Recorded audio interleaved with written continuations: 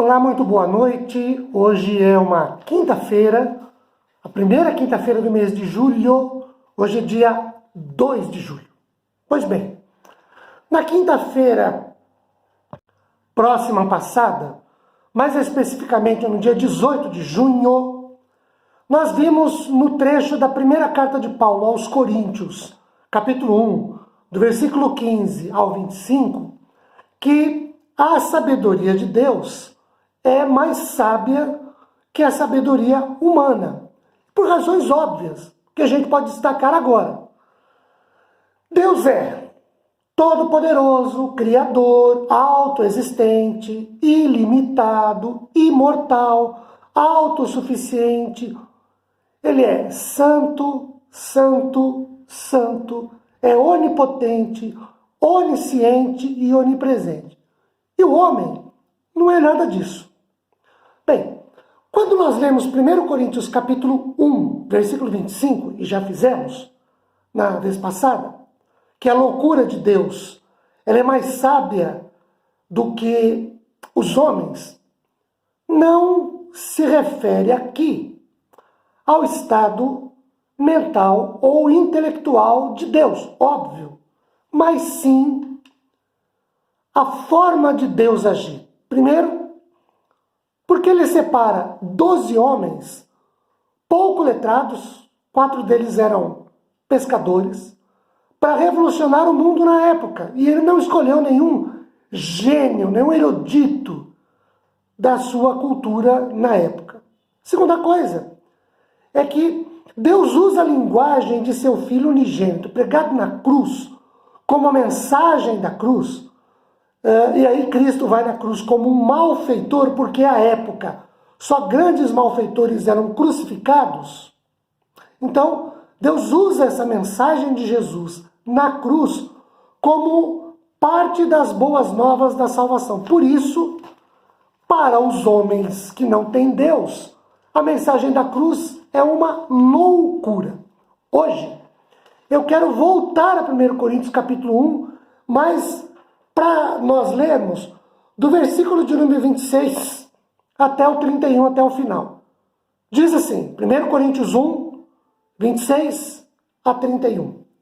Irmãos, reparai, pois, na vossa vocação, visto que não foram chamados muitos sábios segundo a carne, nem muitos poderosos, nem muitos de nobre nascimento. Pelo contrário, Deus escolheu as coisas loucas do mundo para envergonhar os sábios, por isso os 4 pescadores entre os apóstolos. E escolheu as coisas fracas do mundo, nenhum deles era rico, nenhum deles era famoso, nenhum deles era sábio, inteligente, que se destacasse na sociedade, para envergonhar os fortes. E Deus escolheu as coisas humildes do mundo. Jesus andou, não nasceu num palácio, não andou nas melhores montarias daquela época, muito pelo contrário, a única vez que montou em alguma coisa foi num burrico, né? E as desprezadas, e aqueles que não são, para reduzir a nada os que são, a fim de que ninguém se vanglorie na presença de Deus. Mas vós sois dele, em Cristo Jesus, o qual se nos tornou, da parte de Deus, sabedoria, justiça, santificação e redenção. Para quê? Como está escrito, aquele que se gloria, glorie-se no Senhor. Muito bem, queridos. No estudo passado, como nós dissemos, lá em 1 Coríntios 1, de 15 a 25, nós vimos que há uma grande contradição entre a sabedoria do mundo e a sabedoria de Deus, e agora há pouco acabamos de ver sobre isso e o porquê. Pois bem, a ideia da contradição que o método de Deus apresenta à sabedoria dos homens é ilustrada com uma espécie de pessoas que ele chamou para ser sua propriedade particular. Como a gente acabou de falar agora, dos 12 apóstolos, 4 eram pescadores, e ninguém de destaque. Nenhum deles era uma pessoa proeminente. Então Deus, na sua sabedoria, poderia ter decidido colocar o evangelho de forma que apelasse primeiramente para os intelectuais. A sabedoria humana só ia concentrar-se em homens proeminentes. Mas Deus não tem necessidade da sabedoria humana. Antes, Deus escolhe os que têm pouca coisa que os recomende, do ponto de vista do mundo, a estes. Deus os transforma e os usa como instrumentos para a consecução do seu propósito. Vamos observar aqui no trecho que nós lemos. Olhem para o versículo 26. Ele diz assim, porque isso introduz o que é chamado no latim de argumentum ad hominem, irrespondível. Paulo convida os seus leitores a refletirem no tipo de pessoa que de fato Deus escolheu. E aí ele usa uma palavrinha muito interessante que é vocação, que se refere ao chamado divino. Paulo enfatiza a iniciativa de Deus chamar o homem para a salvação. Não é o homem que entende a necessidade de ser salvo e vai a Deus. É Deus que chama o homem para a salvação. O estado das coisas que Paulo descreve não surgiu porque as únicas pessoas que se interessavam pelo cristianismo eram as de classe oprimida. Nada disso. Surgiu porque Deus escolheu operalizar as suas maravilhas através de pessoas que, do ponto de vista humano, eram menos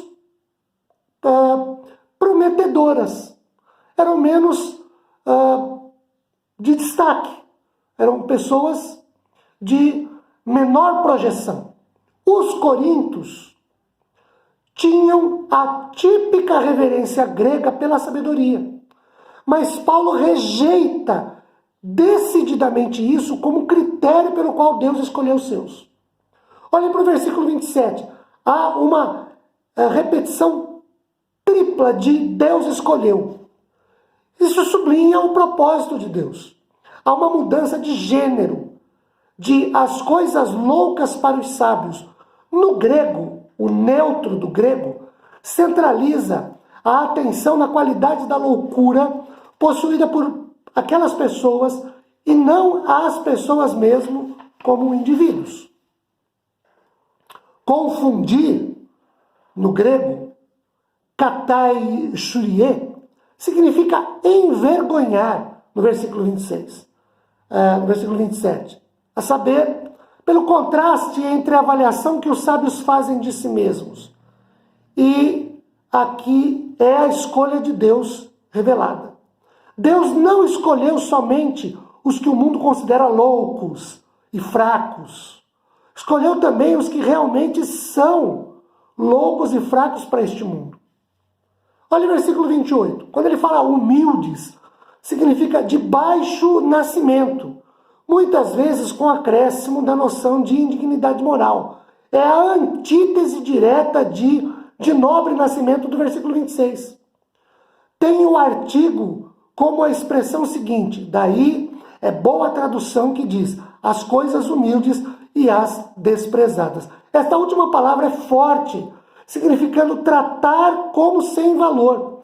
John Knox, o reformador, dizia desprezíveis. Mas a expressão seguinte, as coisas que não são, é de muito mais, uma expressão muito mais forte. A atividade de Deus nos homens, ela é criadora. Deus toma aquilo que não é absolutamente nada e faz disso o que lhe apraz. Olhem para o versículo 29. Deus faz tudo isso com o propósito de retirar dos homens toda ocasião de jactância, de soberba, de arrogância, de empáfia. O que quer que os homens possam fazer uns perante os outros, não há lugar para jactância perante Deus. Esta é a verdadeira redação. Não há na presença de Deus. Olha o verso 30. Do negativo, Paulo se volta para o positivo. Os salvos são dele, dando a ideia de origem. A nova vida deles deriva-se de Deus. Eles estão em Cristo Jesus. Nós podemos dizer sucintamente que Paulo indica que o crente está na mais estreita relação possível com o seu Salvador. Cristo é a própria atmosfera em que ele vive. Todavia, é preciso que não interpretemos isso mecanicamente. Cristo é uma pessoa. A frase descreve uma ligação pessoal com um Salvador pessoal também. Paulo já argumentara energicamente que a aparente loucura do Evangelho é a verdadeira sabedoria. Olhem para os versos 18 e 25. E é este o pensamento que predomina aqui no verso 30. Então a sabedoria de Deus está encarnada em Cristo, que se ofereceu a si mesmo para que os homens pudessem ser salvos. Aqui está a sabedoria real. Argumentem como quiserem os filósofos. A sabedoria de que Paulo escreve aqui inclui 3 verdades divinas. Primeiro, justiça. Neste contexto, vale pela justiça que Cristo pôs ao alcance dos homens. Cristo é a nossa justiça. Você pode conferir isso lendo 2 Coríntios capítulo 5, versículo 21. Não conhecemos outra. Não há outra justiça para nós que não seja de Cristo, para que nos apresentemos a Deus justificados. Segundo, ademais, ele é nossa santificação, ainda tudo no verso 30. Pois jamais poderíamos alcançar a santidade por nossas próprias forças segundo o nosso mérito.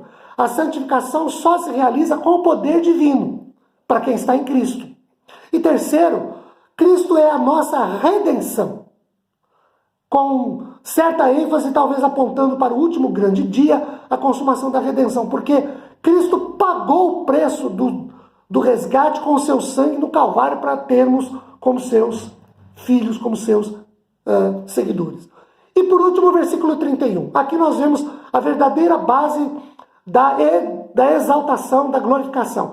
Há um lugar para uma verdadeira expressão de satisfação que temos com aquilo que Cristo fez por nós. Mas toda glorificação deve ser por aquilo que Ele fez, não pelas nossas insignificantes coisas. Na melhor das hipóteses, nós podemos realizar.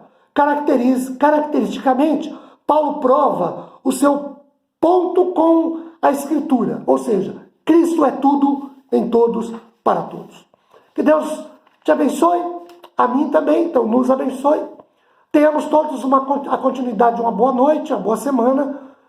Espero vermos-nos no próximo domingo de manhã, às 9h30, para estudo da Palavra do Senhor. Boa noite, fique na paz do Senhor. Um beijo no seu coração. Tchau, gente!